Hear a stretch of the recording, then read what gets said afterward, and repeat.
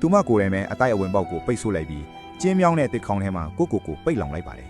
အဲ့ဒီနေ့ကစားပြီးသူမစားသမျှအစားတိုင်းဟာသူမရဲ့အဖေါ်စီကပဲလာရပါတော့တယ်သူမလှုပ်ဆောင်သမျှအရာအလုံးဟာအကြောင်းပြချက်တစ်ခုရဲ့အတွက်ပါပဲအဲ့ဒါကတော့တက်ရှိတိလေးလေးရောက်ရှိလာဖို့စောင့်ဆိုင်းနေတာပါဒါကတော့ Crown Hornbill လို့ခေါ်တဲ့အောက်ချင်းငှက်မျိုးနွယ်ဖြစ်ပြီးအချင်းငှက်လို့လည်းလူတီများကြပါတယ်သူတို့ဟာတစ်ခါမိုက်ဖက်ပြုတ်မြင်ရင်ဘဝဆုံးတဲ့အထိတဦးပေါ်တဦးသစ္စာရှိကြပါတယ်တားပေါရာသီစတင်တဲ့အခါမှာတော့အထီးဖြစ်သူကသူ့အဖေါ်ကိုရင်းနှီးပြီးသားလင်းနုတ်ကူဝတစ်ခုစီခေါ်ဆောင်သွားပါတယ်အဲ့ဒီနောက်မှာတော့သူဟာကလေးဆိုးဆန်တဲ့အမူကျင့်တွေကိုဖျောက်ဖျက်ပြီးပြီးမှကိုအသေးချာအာယုံစိုက်ကလင်းမြန်စွာတိုက်ခိုက်ပါတော့တယ်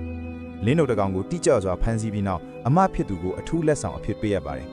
ဒါဟာသူဟာတာဝန်ယူနိုင်စွမ်းရှိကြောင်းကိုလုတ်ရက်နဲ့သက်သေပြလိုက်တာဖြစ်တယ်လို့ရှေ့ဆက်လာမယ့်အခက်အခဲတွေကိုကင်တွယ်နိုင်စွမ်းရှိပြီးဒီမိသားစုကိုသူတဦးတည်းနဲ့ထောက်ပံ့နိုင်ကြောင်းအမဖြစ်သူကိုပြသလိုက်တာလည်းဖြစ်ပါတယ်။ဘာကြောင့်လဲဆိုတော့နောက်ထပ်2လကြာတဲ့အထိအမဖြစ်သူဟာအစွန်းရောက်တဲ့နီလန်တစ်ခုနဲ့ရှင်တန်ရမှာဖြစ်ပြီးအထီးဖြစ်သူအပေါ်မှာပဲလုံးလဲအားရမိခိုရတော့မှာမို့လို့ပါ။မကြခင်မှာပဲသူတို့ဟာတဘာဝအတိုင်းဖြစ်ပေါ်နေတဲ့တစ်ခေါင်းတစ်ခုကိုရှာတွေ့သွားကြပါတယ်။အဲ့ဒီမှာသူတို့ရဲ့အတိုက်ကိုတီဆောက်ကြပြီးအဲ့ဒီနေရာဟာတားပေါက်လေးတွေအတွက်အလုံးကြုံဆုံးခိုးလုံရာဖြစ်တယ်လို့အမဖြစ်သူအလိုဆုံးနေရာလည်းဖြစ်ပါတယ်။ဒါပေမဲ့အမဖြစ်သူတစ်ခေါင်းထဲမှာအခြေချပြီးတဲ့နောက်မှာတော့တုံလို့ဆရာကောင်းတဲ့အလုပ်တစ်ခုကိုလှုပ်ဆောင်ပါတယ်။သူမဟာပြင်းထန်တဲ့နာကျင်မှုကိုအောင့်ရီတဲခံပြီးသူမရဲ့ပြန်တန်းနိုင်တဲ့အတောင်ပံမွေးတွေကိုသူမကိုယ်တိုင်ပဲနှုတ်ပစ်လိုက်တာပါ။ဒါဟာဒီအိမ်တောင်ရဲ့အတွက်အတိုက်ရိုက်ဆုံးပေးလိုက်တဲ့ဂတိကဝတ်ပါပဲ။အဲ့ဒီနောက်မှာတော့အမဖြစ်သူဟာအထီးဖြစ်သူတဲဆောင်လာပေးတဲ့ရွှွန်ဆေးတွေကိုအသုံးပြုပြီးတစ်ခေါင်းအဝင်ပေါက်ကိုဖြည်းဖြည်းချင်းပိတ်ဆို့လိုက်ပါတယ်။ချင်းမြောင်းတဲ့အပေါက်လေးတစ်ခုသာခြံထားခဲ့တာပါ